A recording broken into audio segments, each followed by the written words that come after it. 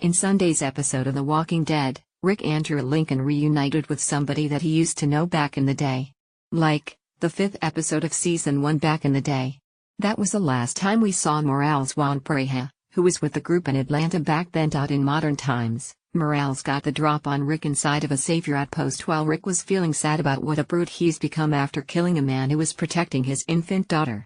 Morales snuck up on Rick and pointed a gun at him, and as Rick turned around they recognized each other. Like the rest of us, it took Rick a moment to remember where he knew this guy from, but then he remembered that his name was Morales and he was part of Rick's Atlanta crew. Juan Pareja, The Walking Dead /M Juan Pareja, The Walking Dead. Rick didn't have time to fill in the full backstory, but it goes something like this. Morales and his family were a part of the group in Atlanta who was there before Rick came out of his coma.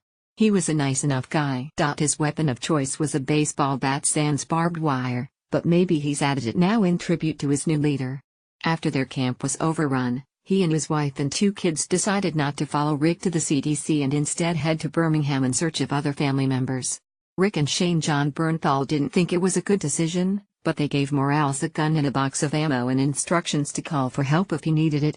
It was a sad goodbye, and Morales' daughter gave Sophia Pelletier Madison Lentz her doll to remember her by. Now all these years later, he seems to have lost his family and Rick's gun and a lot of weight.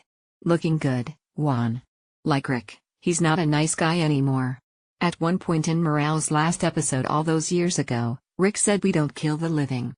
They're not the men they used to be." That was a long time ago, Morales said when Rick remembered that they used to be friends. "It's over, Rick.